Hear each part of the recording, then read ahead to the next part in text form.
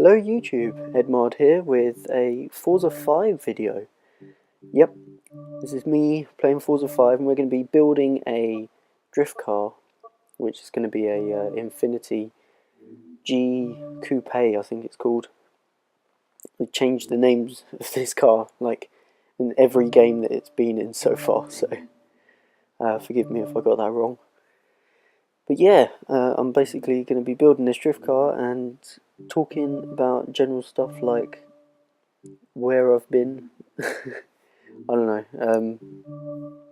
I recently haven't made any videos, mainly because the Xbox One came out, and what was the last video I made? I think it was just after I got my new job as a graphic designer, and I thought I'd have time to do videos, and I do technically have time to do videos, but I couldn't be bothered. Basically, my setup is not the easiest to just plug in and start doing video recording, and it's, I don't know, I thought that all this time that I'd have at the end of the day after work would mean I'd be able to come home and just do videos and stuff, but I found that after coming home and having done a whole day's work, I wanted to just do nothing. I'm the kind of person who can just get home and just sit on the sofa or just sit and watch YouTube videos all evening, because I've spent the last 8 hours at a computer working and doing my job, and the last thing I want to do is anything that takes any brain power at all. So yeah, basically I've not made any videos like I thought I would, and that is a bit of a shame, but that's just the way things are. But now the Xbox One come out, and I quickly found out that it didn't have a component output, which meant that it was just HDMI, which means that my Hop HD PVR, which is the first generation one, can't actually take the output from the Xbox without you having to convert it. Previously, when I was using the Hop for the Xbox 360, I had to convert the signal back to HDMI so that I could see it on my monitor. But the quality wasn't that great, but it was just for my viewing, and you guys were still getting the crisp, clean quality from the HD PVR, so I wasn't really too worried about that. But if I'm going to have to convert it to record it, then I don't really want to lessen the quality.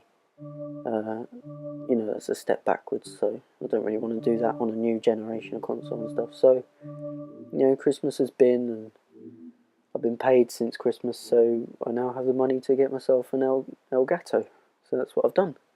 And it's actually a lot easier to use than the Hop. It's literally just plug it in, you download the free software, which is on my Mac, rather than having to use ITV, which wasn't really meant for the Hop, and it wasn't really meant for capturing gameplay. It was the only thing that the Hop could use on Mac as well, which is annoying. But now I've got some free software that does really, really well. Hopefully I could sort out the voiceover on it, because at the moment I'm having to use iMovie to record my voice, but the Elgato software has a voiceover thing, so you can do live commentary, which I'd really like to do for you guys, and it just doesn't pick up my microphone for some reason. It doesn't seem to think that I have anything plugged into my computer, when I clearly do, because obviously iMovie can use it, so why can't the Elgato software use it? I don't know. So yeah, once I've got that sorted, I will be able to do live comms, which would be really good for stuff like this, where I'm doing a drift build and I'll be able to talk about what I'm doing, because at the moment I'm looking at like a tiny little image and I can't see the numbers that are currently being moved around, but you can see what's going on. I think my next episode of this, it won't be so talky, it'll probably be me going through what I'm actually doing with you guys. But yeah, that's what I'm doing now. I've got an Elgato, it just plugs in, no power supply either. It's really easy to use. I'm really impressed with it. And it's made it a little bit more fun because I like making videos and I like presenting it to people. What I don't like is all the faff that I have to go through to actually get it to work. So, you know, the fact that I had to convert signals and get it all plugged in, and, you know, if I wanted to record on my other Mac, then I need a hard drive and stuff like that, and it's all these wires that I've got set up before I want to record, and it sucks the fun out of it. So with the Elgato just being plug in and play, you know, it's really cool. So I'm pretty pleased with that, and hopefully that means more videos. And, you know, I received a message over Christmas which I was amazed about, and someone saying, "Are you going to be making any Forza 5 videos?" And that really made me think, maybe I should. And so yeah, I am. You know, I hope you are enjoying this video so far. I've made this Infinity, and I stuck the engine from a Nissan R34 into it, and so it's got the RB26 for those of you who know what that is. And it's still got the twin turbo on it. I left the stock turbos on it because didn't really want any extra turbo lag in this car. This engine isn't that great for, you know, if you upgrade the turbos, it gets quite laggy. And it's, you know, it's fine without upgrading the turbo. It gets plenty of power. I only use street tyres on it because finding the tyres on this game have got really, it's weird. They've obviously updated the tyre physics, and I think it's a bit more realistic. But I don't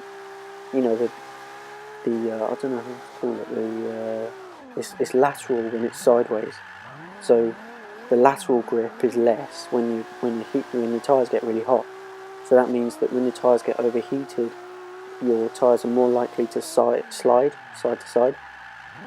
But that heat also generates forward grip. So when your tyres are hot and you're spinning, and the forward motion that you're producing by doing that is more. So that means when you're using sport tyres, there's even more forward grip, so you could have it in second, floor it in second, you get loads of grip, and it's like, wow, this isn't Forza. And so yeah, you can be a bit upset.